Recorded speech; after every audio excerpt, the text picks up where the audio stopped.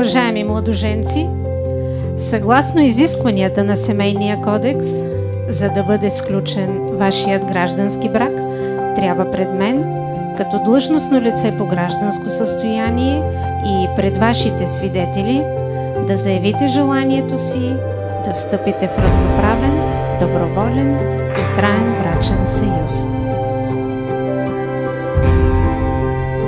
Вие, Ивелина Динкова Дердова, желаете ли да встъпите в граждански брак с Стоян Гроздев Гроздев? Да.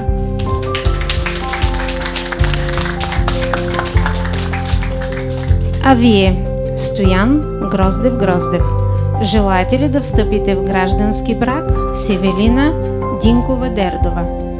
Да. Моля с вашите подписи да потвърдите съгласието.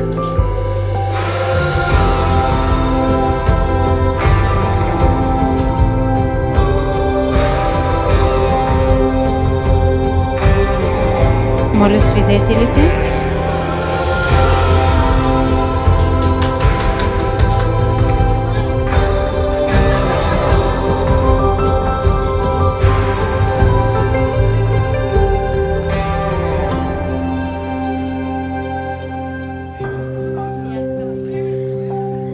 Днес, 2 септември 2023 година, от името на кмета на община Ямбол, обявявам гражданският брак между Ивелина и Стоян Гроздеви за сключен. Честито, може да целунете болката!